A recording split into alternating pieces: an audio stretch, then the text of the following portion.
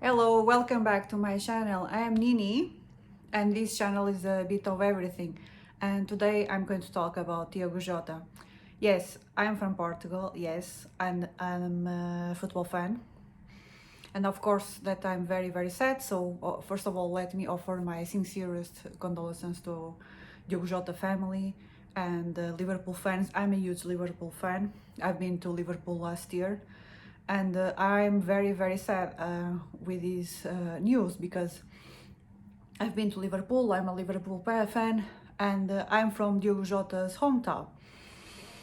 And I took this time to reflect a little bit because I'm actually working on a project, on a book about football. And one of the themes is how the system exploits football players, how these people's souls are sacrificed to the system. So I'm kind of sad. And the story is set in Liverpool. So let's see when the book is published. Let's see if the Liverpool FC allows me to write a story like that. But Liverpool are not the villains. But anyway, I'm very sad about Diogo Jota's passing because, like I mentioned, he's from my hometown.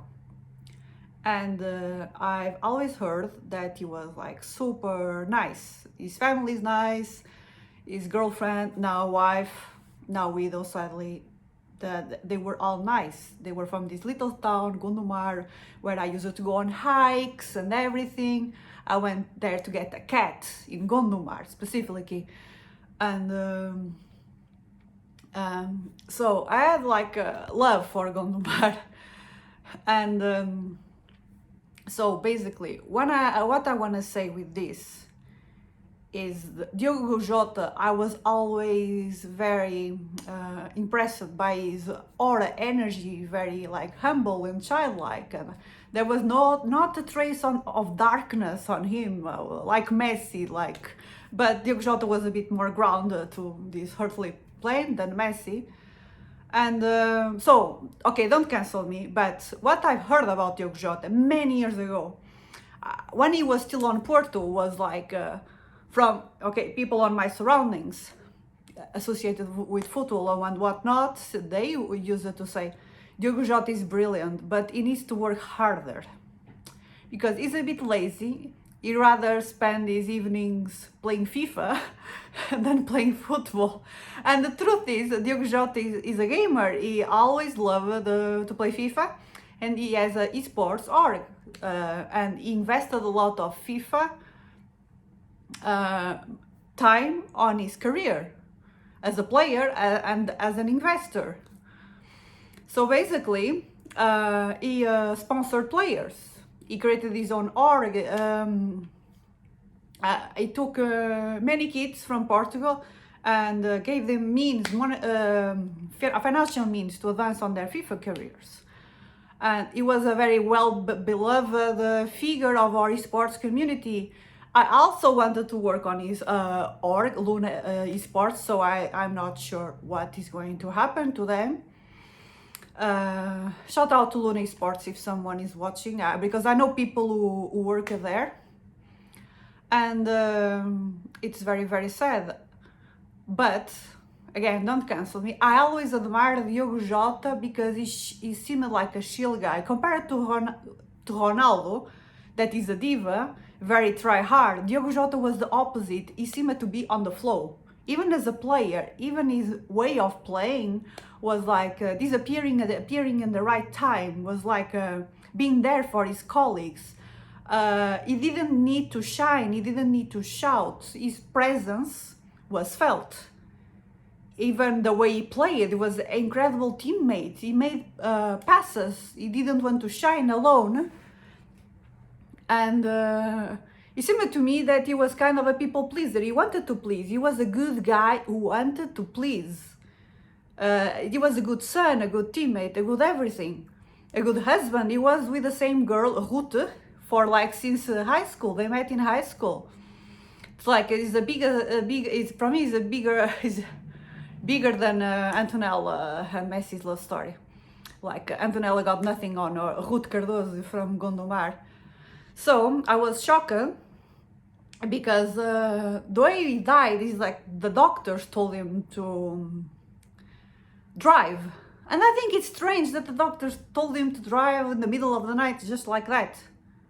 And again, don't come from me like I don't want to put the blame on anyone, but I think in my opinion should have said no, because this is silly.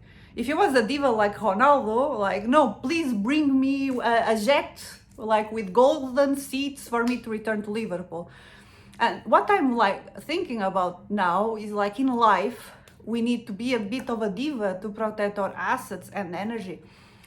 And it wasn't not Diogo Jota's fault. Like a aunt of mine used to say that you come to this planet with a date, like a ticket plane, date of birth and date of death. So his destiny was marked there, and I believe in the reincarnation. His mission was completed, sadly, and he's going to pass on the next mission, because I'm a very spiritual woman. I prayed for his family, and when I look at the state of football again, I think players are being sacrificed to this machine, the machine of capitalism. They work, so many tournaments. They want to squeeze the cow as much as they can, and they trample over everything. And the players are rich, okay, but there's a reason like football, modern football, is dead, because our people seem to like complain there is no aura left in players. Of course not, because they're constantly smashed by the system who wants to squeeze everything out of them. And people accept the terms because again they don't want to lose their contracts, they have families they need to support, so they accept like everything, because it's a very competitive world out there. If a kid says no to these clubs, who else, they think, okay, who else is out there? The clubs. Again, I'm not like blaming Liverpool. I'm not blaming anyone. I'm just reflecting that in the state that we are in the world, that we cannot afford to be divas if we are not well established, like Ronaldo.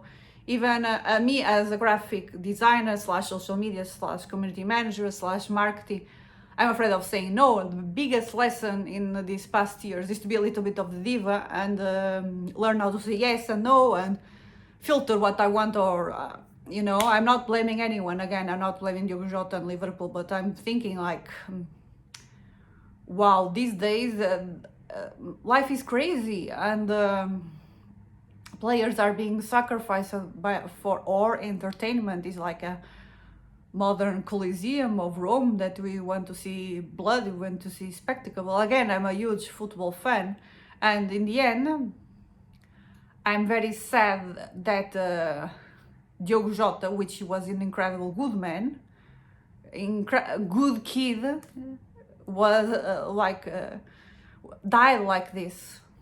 And again, all my respects to the families and fans. This is just a little reflection. Again, I'm going to pray for Diogo Jota's soul, and I hope that he blesses me and my project for Liverpool.